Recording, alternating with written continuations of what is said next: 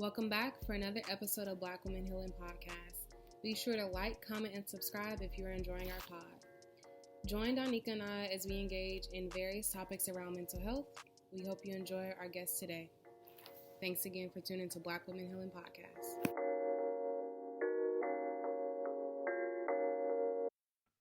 Hey y'all, welcome back to another episode of Black Women Healing Podcast. As usual, we're going to start off with a random topic. So, the last episode we were talking about girlfriends.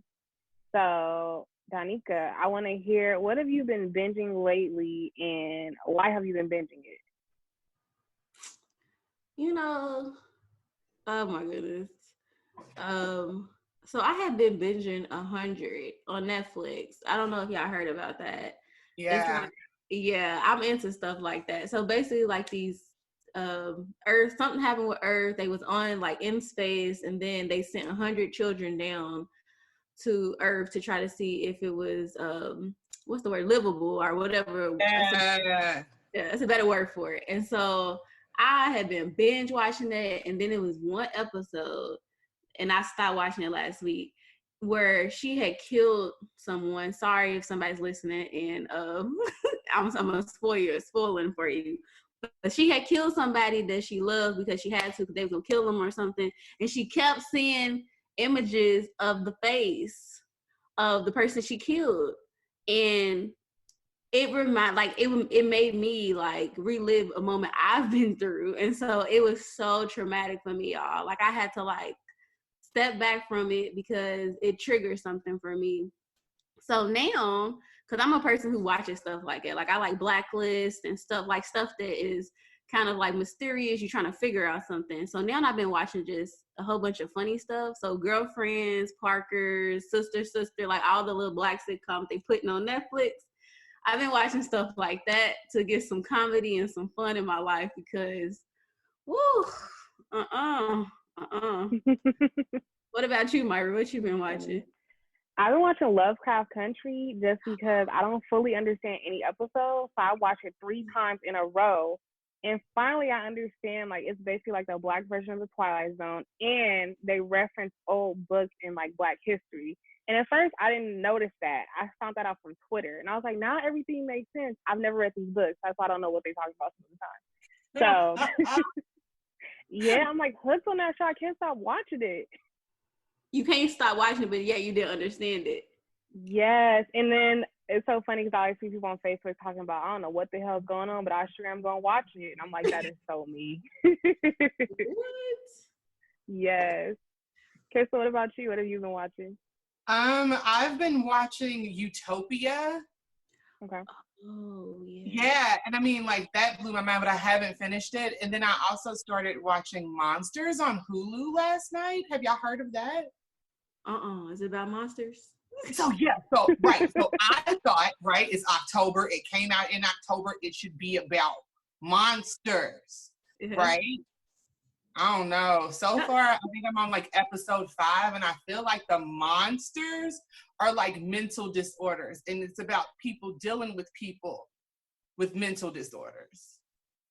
That sounds really interesting. Yeah, but they turn it in like a different way. Like one lady, her husband is a pedophile, right? But she's also in denial. So like it goes through a whole thing. And then like there's one couple that's like a bipolar female and her partner.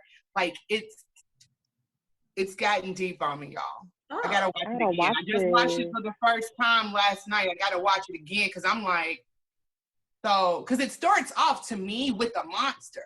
You know what I'm saying? Like a shape-shifting, murdering monster, like what we're all afraid of. Right. But then it turns into like, oh no, that was that monster that your child saw was the person that was touching him inappropriately. I gotta watch this. Yeah. Yeah. I'm scared. I'm scared. But so y'all, that was our little random discussion. So Crystal, I don't know if you want to introduce yourself. I don't know if you have a bio that you want to kind of read off, but I have a bio. I can just talk about myself. Go for it. Go for it. My name is Crystal Phoenix. I am from Louisville, Kentucky. I'm a single mom who is a medical health insurance representative, and my daughter fences. The reason that I'm on here tonight is because I'm a breast cancer survivor. I had a 2B invasive ductal carcinoma. So that's why I was in stage 2. I was diagnosed in 2016. And then I did chemo, followed by a lumpectomy, a breast reduction, and radiation. My cancer journey actually didn't start with my journey. It started with my mother. 2 years before I was diagnosed, she was diagnosed with 2A breast cancer. And they thought it was a slow acting cancer because, I don't know, like the invasive ductal carcinoma, HER2 positive, like I know that sounds like blah, blah, blah, blah, A, B, C, D, E, F, G, you know what I'm saying? But there are hormones that cause the cancer cell to grow rapidly. So like mine was supposedly like very aggressive, you know, and my mother's was a slow acting, but it seemed that that was the opposite, that actually hers was fast acting. And in 2018, she passed. So I think she battled for 4 years before passing, and like our battle overlaps. So like that is a very interesting dynamic. But yeah, I'm also a local comedian. I tell jokes around these parts. But yeah, that's me. I'm Crystal Phoenix. Yes. Well, thank you so much for introducing yourself. And we for sure are going to get into a little bit more just of different experiences, but just trying to get to know you a little bit better, Crystal, so our audience can tell us a little bit about your favorite things to do since COVID. So like I discovered baths, like rediscovered, you know what I'm saying? Because I feel like before COVID, it was go, go, go, go, go. So showers were the thing, you know, you couldn't sit back and luxuriate in a bath with the bubbles and the salt and the dehydrated rose petals if you so wish. So that's kind of what I've gotten back into. A lot of baths and audiobooks. That's what's been keeping me sane during these times. That is so interesting. I've been hearing a lot about, have y'all heard about spiritual baths? Yes, I want to do one, but I'm just in the Target, you know, order from Amazon, Epsom salt, you know, the Dr. Teal's, yeah, bada bing, bada boom, he got me. I don't know about the spiritual baths. What's that? Shoot, I don't know it's like either. A ritual. Go ahead, Myra, tell us. It can be like a ritual. So let's say you do like a new moon ritual, a full moon ritual. It'd be like with the dehydrated roses. If you want different oils, if you want, you might have your crystals lined up along the tub. You might clean your bathroom with some Florida water. You might light some Palo Santo. Just like think of it like a spiritual bath type of thing, like where you might set an intention on like, what's the purpose of me doing this? Do I want to cleanse? Do I want to let something go? So it could be for different reasons. Oh, wow. I should look into that. That's good. Okay. So, I think that, you know, it's so many different things to talk about to you about your experiences. So, if everyone haven't noticed, today we'll be talking about Black women and breast cancer awareness. I feel like this is awareness in general. But to be, what did Myra? Okay, I'd like to first define what breast cancer is. I don't know. What can you define breast cancer in your terms, Crystal? What would you define breast cancer as? I would define breast cancer as a group of cells in the breast area, the tissue of the breast area. So it could be on the skin, And it could be inside, you know, it could be in the armpit. Because I don't think people think about that this is still considered breast tissue, you know? And also your lymph nodes are here as well. So it's a clump of cells that essentially are dying. And the growth of that death is dependent on hormones that your own body could produce. So it takes those hormones and it uses them to grow. Okay, I really like how you just explained it. I feel like we don't get to really hear the nitty gritty of it. You know, it's like, and this kind of goes into the next question about what age were you when you first learned about breast cancer, and do you think that our society does a good job of discussing breast cancer? I feel like what age? I feel like we did a thing in high school. You know what I'm saying? Like there was this plastic jiggly booby thingy, and they were like, touch it, and you should feel the pee in it. You know what I'm saying? If you feel the pee, that's the cancer. Go get a mammogram. You know what I'm saying? Like I think that was in high school that happened. And then I don't think I thought about it really until my mom was diagnosed, and I think I was probably about 30. And then I was diagnosed with breast cancer at the age of 33. So yeah, I didn't really feel like I thought about it before then, you know. And I don't feel like society does a good job because like a lot of people treated me like I had cooties, you know what I'm saying? Because in their mind, because when I went to go find it, okay, so I found it, y'all. I was just sitting watching TV. It was like Obama's birthday or something. It was August 4th. And I felt like I dropped something on my chest, right? And I went to brush it off because at the time, like I have big boobs now, but I had like really big boobs back then. So like I went to brush it off and I felt something like itch in my boob. And I was like, I thought I got a crumb in there. You know what I'm saying? Like the crumb got in the bra. So I went to, but there was no crumb. There was something under my skin. Yeah. So I didn't have insurance at the time. So I hunted down a mobile mammogram. And they were like, oh, you're so young. You know, it's probably an infected milk duct. So that's what everyone kept telling me. But I kept feeling like, oh no, bruh. And it itched. And they were like, oh, cancer doesn't itch. Don't worry about it. It's probably an infected milk duct. But something in my head was like, I don't know. Just because you say it doesn't itch, right? Doesn't mean it won't itch for me. So I found you say a milk duct, that's like after you had your child type thing. They're trying to say that. Well, no, my kid was like 9 at the time. They're just saying that so sometimes I think the milk ducts in your boobs, regardless if they're active or not, sometimes I guess a bacteria could settle in it, you know? And I guess that's what they were trying to say, you know, that, yeah, but it wasn't. And I had to pursue it myself. I had to be very aggressive in getting checked out myself because it felt like everyone was brushing it under the rug because I was young or because, oh, if you breastfed, you're fine. You know what I'm saying? They were saying all these things other than being concerned to me. I don't think that it did a good job at like preparing me or helping me or any of that.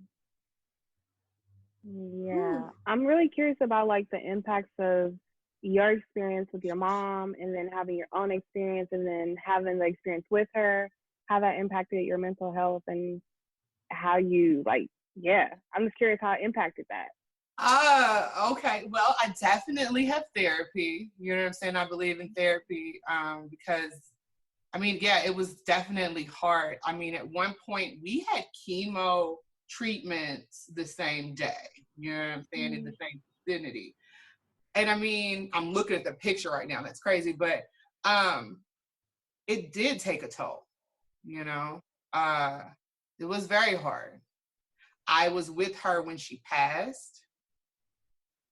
So that was very hard because I don't want to pass that way just after seeing it. I feel like people don't realize that when like a person's sick, and I know the person might look a certain way to you, but like we see the look on the person's face. You know what I'm saying? Like so many times I felt like people had given up on me just from their facial expression. Like you can see that they were like, this is gonna take you out. You know what I'm saying? Like that's a hard thing to have to see. You know what I'm saying? So to me, I feel like I spent a lot of time being strong for that face, right? For receiving that face. And like now that I'm not receiving that face, I feel like I'm not as much of a fighter anymore, y'all. Like, yeah. So kind of like, you say not as much as a fighter. What does that mean to you? Like I feel like I was fighting, right? Like I feel like my whole life I did all these things I was supposed to do, right? And then like I got this thing, and I'm like, people think I'm gonna die from it, and I'm not. No, I'm not. I'm gonna live, right? So I spent a lot of time like in fight, live mode. And I think like now that like that's over, right? Like that's not my objective. I don't feel like that past objective is me either. So I'm trying to find the new me. Because the past one, that don't fit either. Yeah. So deep. It is very, very deep. So it's kind of like you just have to you're having to keep reinventing yourself at these new kind of chapters of your life and these new phases. Yeah, it's definitely like finding a new shell. I definitely have outgrown the other one, and I'm in that uncomfortable in between stage. You know, when you're growing something now, you know what I'm saying? Like I'm in an uncomfortable in between stage. Yeah, for sure. Oftentimes we don't get to hear from family members the perspective of their loved ones dealing with breast cancer. So I think we were kind of curious about some of the struggles you experienced, you know, in supporting your mom. Yeah, like I knew I would need help from start. You know what I'm saying? I knew that I would need education, and I didn't want to go through this alone. So we started going to the Gilda's Club. And Gilda's Club? Gilda Radner, she was a comedian on Saturday Night Live, and I think she passed from, I can't remember which cancer, but her husband, Gene Wilder, started a nonprofit organization that has grown, and Louisville has a chapter. And I went there because I'm not shy from therapy, okay? Like I'm not shy from help. If I need it, I will, you know what I'm saying? And that was what they told us, you know, when we went to her appointments to find out, you know, the treatment plan and all that. They gave that to us as an option. So we went, and I started in the friends and family group. So in the group of people other people who supported people with cancer. So, I mean, that was really helpful because they explained things that you don't know. Like some of the medical terms, when you're hearing them, you're like, what? And they're going so fast, and they're like, yeah, we're going to do this, that, and the third. And you're like, fine, when you're there, right? But when you're home and you're reading these papers, you're like, well, what the hell did that mean? Because this says they're going to take X, Y, Z and my eyeball and my right fingernail. You know what I'm saying? But they didn't say, you know, it was hard. So I went somewhere that I knew would help us. And they did. Like, I had other people to lean on, and they explained different treatments and how she might feel or act after a treatment, which in turn, well, it helped, but it didn't help me, right? Because her journey was like different than mine. So in the beginning, they were like, for her treatment was just a lumpectomy, which is a surgery to remove the cancerous mass. They just take it out, and then they put radiation on the place that it was at. So that was her treatment initially. For my treatment plan, it was like, yeah, aggressive from day one. Like, they got aggressive with her treatment plan toward the end. But for me, the first, it was like, yeah, you're gonna lose your hair. Yeah, you're gonna gain weight. Yes, you're gonna be thick. You know what I'm saying? Like, these are things that are gonna happen right now because your cancer is aggressive and we want to hit it aggressive. So, but it still helped me. Being there helped educate me on what to look for, how to help her, and then in turn help me help myself. That was a great place to be, the Gilded Club. Okay. Wow. Yeah. No, I most definitely had never heard of that. And thinking of it right now, right? So being able to go to like the Gilders Club and even like being around your mom and she was experiencing breast cancer, do you think that made you more conscious of like the signs and symptoms? Totally. It made me more conscious, and it also made me more of an advocate for myself. Because being in those groups, hearing what other people went through with their patient, with their person, and hearing that they had to be, and I had to be myself. I was like, I don't think it's that. So can we get me in for a mammogram? You know what I'm saying? And then after the mammogram came the biopsy. And then, after the biopsy came that you have it, and then the treatment and so on and so forth. Yeah. So how long did it take before you found someone who actually was like following through and listening to the things that you do? Well, I feel like once I would get people to listen to me, they would listen. But at first, so it didn't take that long. Like, I went to a place, the woman was like, okay, I don't feel anything, but show me how you found it, right? So then I showed her, she was like, okay, I can give you a referral.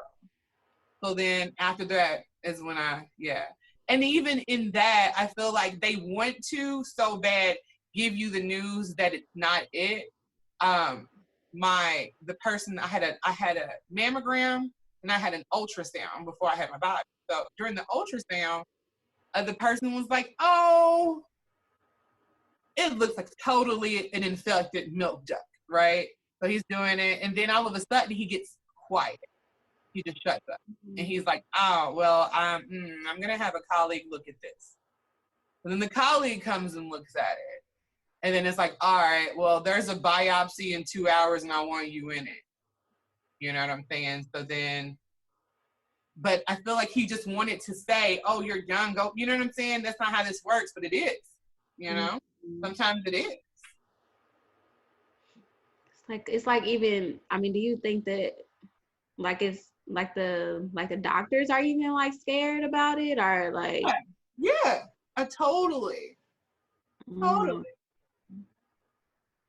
Yeah. What do you think what do you mean? What do you think is scared though? Like, I feel like sometimes the doctors are totally afraid to tell a young person, that you have this XYZ disease. You know what I'm saying? I feel like sometimes the doctors are young themselves, because I was going to U of L at the time, so they're young themselves.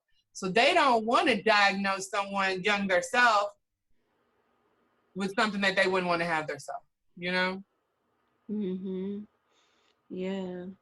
That's most definitely an interesting take too, just thinking of like the things that, some healthcare professionals hold back, even unconsciously, right? Because of that. Okay. So you hear this term all the time, right? You hear breast cancer survivor. I know I've heard like warriors, all that type of thing. What do you think about this term, and what does it do for you? What do I think about the term breast cancer survivor or warrior, and what does it do for me? I get it. I get that you need a term, you know what I'm saying, that's gonna push you through, right? Like fighter, warrior, like especially going through something like that. So I'm here for it. Like I'm here for whatever you call yourself that gets you out of the bed in the morning.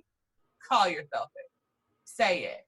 You know, I say that I am without evidence of cancer, but like people are like, what the hell? You know what I'm saying? Like when you say that, like, but then you just go to like, I feel like general terms are just more accepted. So survivor, that's what I am. Most people know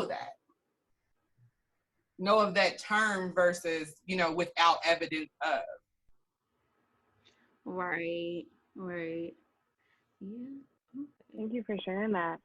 On some of your like harder days, or I guess you call it toughest days, whatever you want to call it, what are some things that you tell yourself or things that you do to help push yourself through? One of the things I tell myself to help push me through my tough days is you've made it through some pretty tough days. You know what I'm saying? You can do this. And even if you do it 1%, just 1% better than you did at that time, everything you did today was worth it. Just 1%. That's what I tell myself. Just 1% better than yesterday is better than nothing. Very powerful. So you talked about your medical treatment. It sounds like you had a very different experience of what I've heard like other people talk about in their medical experience. And I know there's been like a lot of conversations lately about how Black women have just been mistreated as far as when it comes to medical care. And although you talked about like your positive experiences, I was curious, like, did you have any other experiences where you're like, what the hell is this? And how did you advocate for yourself? Oh yeah. Being an advocate for myself is something that I had to do a lot, like I said, because being young, I remember there was a time when, so like I said, I had chemotherapy, lumpectomy, breast reduction, and radiation. During the time of radiation, they hit this area, because this is the side that I had my breast cancer on. So they hit this area. So when they hit this area, they like nipped a bit of my stomach. And that caused like acid reflux and like things like that. And I was trying at home things to fix it. So like I said, I was at U of L and I asked, I think he was like one of the students who had came in and talked to me. I asked him like, did he have any suggestions for things I could do to alleviate this awful acid reflux that I was having? And he looked me in my face and said, I mean, I understand, like, do you know that we can't give you any more pills for this? And I was like, did I ask for a pill? You know, I asked for any suggestions, and that is not a suggestion. And then he repeated it. I don't have any more pills to give you. So I told him to get out of my room. What the heck is that about? What do you think that's about? I feel like maybe someone had asked him for some pills. And instead of leaving that encounter at that encounter, he brought it to me. But I wasn't asking for pills. I'm asking because I am literally, you know, not able to lay down, you know, properly without being at an angle, because this radiation ray is hitting my stomach. And you're not even trying to like her, you're just saying that I'm asking for something. That's it. And in his head, it felt like, to me, I was just asking for something and he ain't got it. That was, yeah. Yeah, so even it's like he projected his experiences with other patients on you pretty much. I don't know. Immediately you talk about these pills, it makes me think of like the opioid epidemic. Like it makes me think of like that. Yeah, you know. Like you think I'm asking for pills, and I'm not. I didn't ask for a pill to begin with. You know, I simply stated that, you know, I'm having these things. I told him that I was doing these things. Do you have any suggestions? Wow. Yeah. Oh wow. Yeah, I think I think that even just having the courage to continue advocating for yourself in times when it feels like the people who are supposed to be helping you. I feel like that in itself is just a very courageous thing to do. Like, you're already going through something that's life threatening, and what I have to sit here and like fight also for the health care that I deserve and that I need. That's a lot. Mm-hmm. Yeah. Okay, so Crystal, do you have any suggestions, advice for support systems of those battling breast cancer to be of better support? I mean, I'm telling you that, like, as far as suggestions, or if anybody is going through this, I suggest that if there is a Gilda's Club or anything like that, like a cancer support thing, because I feel like to know that you're not alone in this kind of thing makes you feel good. Because when you're laying on the floor from puking and you can't leave your bathroom, you definitely feel like you're alone, you know? And nobody else is going through that or has ever gone through that because you're in those four walls. But if you reach out to other people, you'll see that you're not, you know what I'm saying? And I just suggest that people try not to go through this alone. And even if your friends that were your friends, because I lost a lot of friends. I am not friends with the same people that I was friends with before that, you know? I am with some, but I budded new relationships with people that just wanted to be there for me through something like that. And other people treated me like I had cooties, you know? Do you think that's why that you're no longer friends with some people because of that treatment, or what do you feel like? Yeah, that's totally. I'm no longer friends with people because they treated me like I had cooties. Because like I said, you don't want to see that. As I'm surviving, don't want to see defeat on my friend's face as they look at me. You know, that does something to your psyche. You know, when someone just looks at you like, oh yeah, that killed you, huh? Yeah, that. No, it's not. It's not going to. It's not. You know what I'm saying? Like that. Yeah. But when you want them to look at you like, yeah, you got this. We got this. We're gonna do this. That does something. You can't be around that, because I feel like that will drag you down a path of going quicker, because we're all gonna go, right? Mm-hmm. You know. But I think that drags you down a path of going quicker. Yeah, for sure. Yeah. So support really. It sounds like one of the things that helps that may help people. You talk about your experience, but it may help when people around you are very encouraging of you beating this cancer. Like very much, like pretty much like fighting with you. That's what it kind of sounds like. Yeah. Mm-hmm. Yeah. Can you spell out the name of the club that you said that you go to? Gilda's. GIL. One second. GILDAS Club. CLUB. Is there any other resources that you have, like maybe like books that you read, TED Talks you watched, or other places you went? Let's see. Are there any other things? I read this book, I don't know the author, called Crazy Sexy Cancer. That helped a lot, but I didn't finish it. But it helped in that she made it through. Like, you're reading it from a perspective of someone who's been through what you've been through. So I suggest reading books of people that have been through it, you know, that have gone through it, that are on the other side of that journey. Okay. Thank you for that. Mm-hmm.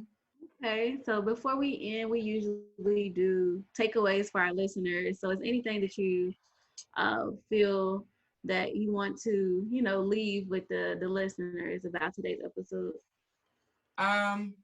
Always be an advocate for yourself. If you feel like something's wrong, get it checked out until you feel like it's gone to that level. You know what I'm saying? Like, I think some people would have been okay with the fact that she said she didn't feel anything and then moved on. But I was like, nah, see, when she said, you know, how did you find it? Then that was, you know, being an advocate for yourself is very important. And I know it's hard to stand up for yourself, but you got to, because nobody else is going to do it, you know, just you. Especially now, nobody can even be in your appointments with you. You know what I'm saying? Like, you have to be your own strength, your own advocate, your own question asker for you. And also to friends of people going through things, support them, you know? Even if you feel like they might not make it, like, put on a face of, I got this for you. I am here for you right now. Even if you can't see past right now, maybe stay right there and say you love that person in that moment. Don't think about tomorrow when you won't see them or whatever. Think about right now and you loving them.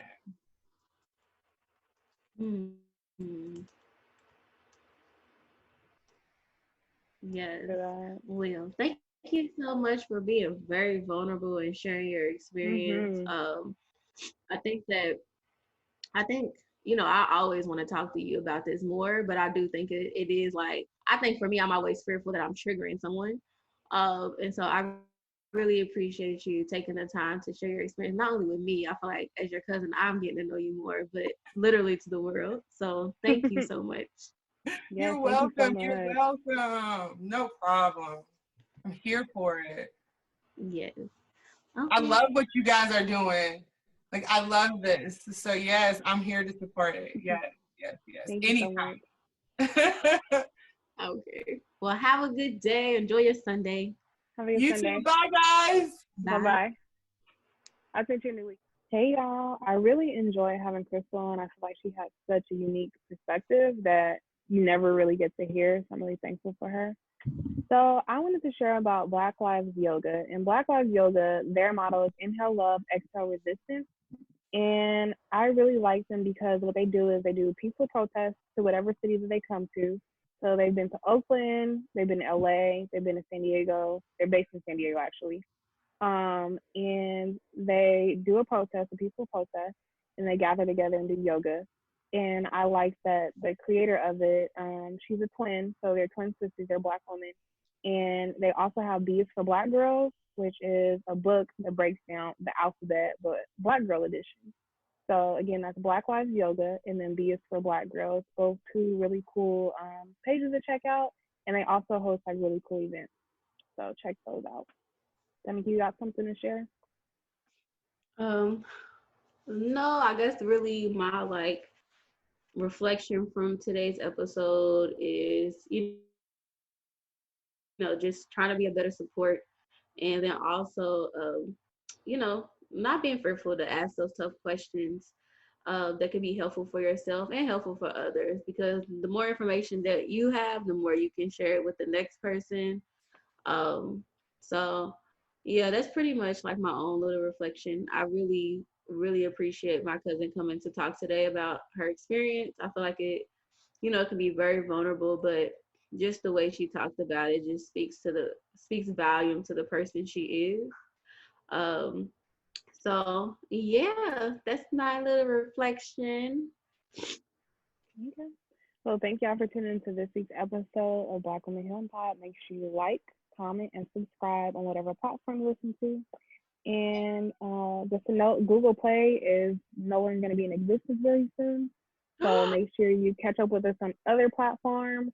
We're going to try and move over to Google Podcasts. So stay tuned for that.